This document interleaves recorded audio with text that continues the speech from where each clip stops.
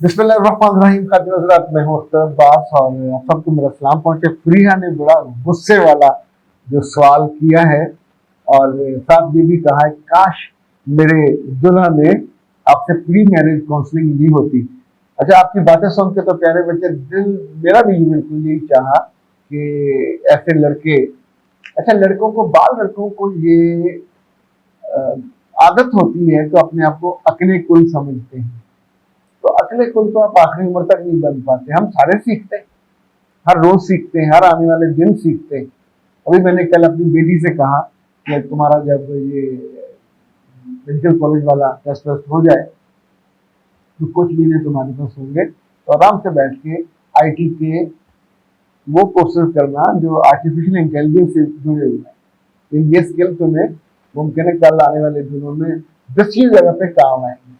तो हर चीज जो सीखना है, चाहे आप नंबरों का ढेर ले लें, अभी बच्चों ने नंबर लिए हैं ना, दोनों को टॉप किया है, तो आप सोचिए कुछ तो होगा इनमें जो बाकियों से बेहतर होता है। तो ऐसे मर्दों में और बच्चियों में कुछ हम कोर्सेज से सीख लेते हैं, कोई हम काउंसलिंग से सीख लेते हैं। प्रिया ने कहा कि मेरी 26 साल की उम्र में शादी हुई, अच्छी उम्र है, खूबसूरत उम्र है। ये उस वक्त जॉब कर रही थी और इन्होंने अपने ससुराल के कहने पे जॉब छोड़ दी। वो कहते हैं मेरे मियाँ ने मेरी पहली रात को ही बर्बाद कर दिया।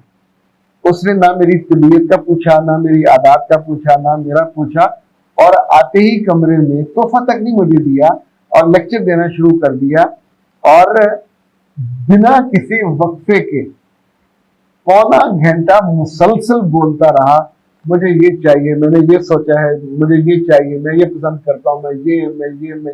अच्छा, ये जो इस तरह के केस होते हैं ना, हम इन्हें कहते हैं नरगिसी कोफ्ते। यानी जो सेल्फ ऑब्सेस्ड होते हैं, they think they are the circle, they are the centre of the circle. यही जिंदगी है, यही उसका मरकज है, यही महवर है, इन्हीं के गिर्द घूमना है। और बाकी सारे वो हैं परवाने। ऐसा थोड़ी होता है, लड़की आती है तो परवाना बन के जल के फनाने के लिए तो नहीं आती। ओके, इन्होंने और भी कहा ये काम वो 2-3 दिन बाद कर लेते। मैं उनकी तकरीर के दौरान बोर होकर आंखें मैंने मूंद ली और पहले सोती बनी, फिर मैं सो गई। आखिरी उनके 8-10 मिनट मैं नहीं सुन सकी, मैं सुनना भी नहीं चाहती थी, लेकिन वो इधर उधर। अच्छा, ही वॉज नॉट, उस वक्त वो अपनी बीवी की ना आंखों में देख रहा था ना चेहरे पे देख रहा था। अल्लाह जाने किस बेवकूफ ने उसको ये तकरीर सिखाई थी, उसने ये सारी कर डाली। और काश उस रोज वो आके मेरे मेकअप की तारीफ करते। अच्छा, ये लड़कियों का माइंडसेट अब आप समझिए। काश वो मेरे कपड़ों की तारीफ करते, मेरे जूते बड़े अच्छे पहने थे उनकी तारीफ करते, मेरे जेवर के डिजाइन की तारीफ करते, मेरी लुक्स की तारीफ करते। उन्होंने किस, यानी ये सब चीजें मैंने उनके लिए की थी, उन्होंने किसी चीज को बॉदर नहीं किया, तो मैं फिर उनकी इस तकरीर को क्यों बॉदर करती। मुझे बहुत बुरा महसूस हुआ। अगला दिन मैं सुबह उठी हूँ तो मेरा पूरा जिस्म कोफ्त से टूट रहा था और रात भर उसके बाद हमने आपस में कोई बात नहीं की। यानी इसका मतलब ये हुआ, जो मैं इसे अंडरस्टैंड कर पाया हूँ, कि भाई साहब तकरीर के दौरान उनका साल फूल गया। फिर जब तकरीर खत्म हुई तो देखा कि बीवी तो सो रही है, तो फिर शर्म के मारे या मुमकिन है इनिशिएटिव की कमी हो, तो फिर उसने बीवी को नहीं छेड़ा, वो बेचारी उसी शादी वाले सूट में ही सो गई। कब उठी होगी, कब उसके अपने कपड़े बदले होंगे। लेकिन अच्छा, प्रिया को ये भी मसला रहा होगा कि अगले रोज सबने पूछना होता है कि दुल्हन ने क्या कहा, कौन से अच्छे लफ्ज इस्तेमाल किए। तो ऐ प्यारी माओ, अपने बेटों को सिखाया करो कि लड़की से बात करते हुए सबसे पहले अपने मुतालबे पेश नहीं करने। तो उसको जा रहे हो मिलने के लिए, लेके आए हो, उसकी कुछ तारीफ तहसील भी करो, फिर उसको तोहफा दो, फिर उसके बाद कपड़े वपड़े बदल के, तो जब आप आराम करने लगने से पहले थोड़ी देर बैठे, उस वक्त अपने दिल की कुछ बातें। ये तकरीर का देखें, अब तो तकरीरें भी बड़े बड़े लीडरों की भी कोई नहीं सुनता, वो भी छोटी होती होती चंद मिनटों में आ गई। यानी कहाँ लंबे लंबे 1.5 घंटे के खिताब फरमाते थे। हमने भुट्टो साहब के खिताब फरमा जो है वो सुने हुए, then he was prime minister president. तो मुझे याद है हमारी वादा उस वक्त कहते थे ये आगे से कहते चुप नहीं करना। तो वो भुट्टो साहब 2-2 घंटे का कौम से खिताब फरमाते थे।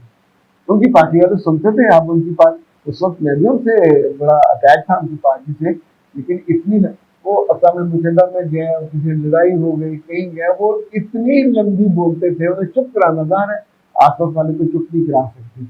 लेकिन बीवी के साथ आप ये मामला नहीं कर सकते, और नई नई शादी वाले में तो ये बिल्कुल नहीं करना चाहिए। अब तो उस जालिम ने सुबह उसकी तबीयत का हाल भी नहीं पूछा होगा। यानी अगर किसी की शादी हो, सुबह जब उठे तो सुबह उठ के मुँह धोने के बाद वही गंदे गंदे ब्रश करें, मुँह धोए, बाल बाल धुलाए, वो जो सर पे लगाना अपने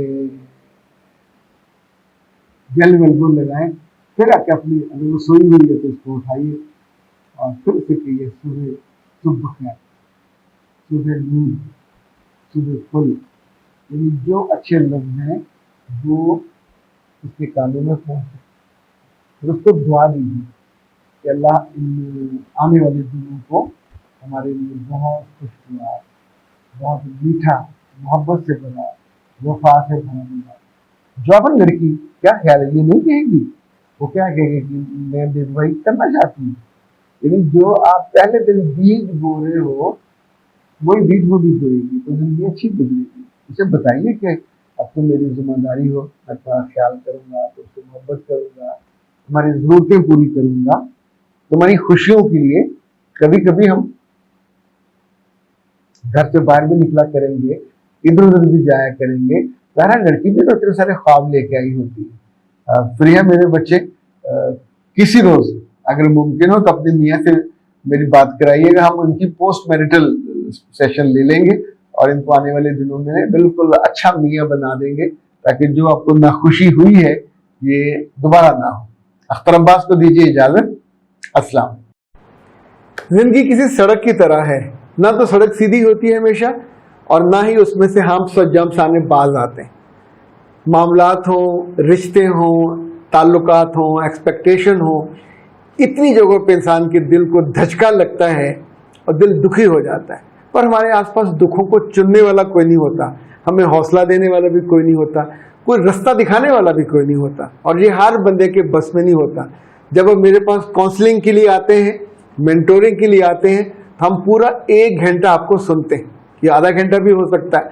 पाकिस्तान में, पाकिस्तान से बाहर, जहां जहां सुबह 9 से रात 9 तक 1-1 घंटे के स्लॉट्स में लेता हूं, और उसमें सिर्फ आपकी बातें सुनते नहीं है, आपको बेहतरीन हल बताते हैं। ये काउंसलिंग पेड होती है, और सबसे मजे की बात यह है कि आप ही के मुतालबे पे, आप ही की ख्वाहिश पे और आप ही की मर्जी पे हम छुट्टियों के दिन भी काउंसलिंग के लिए ऑन रखते हैं।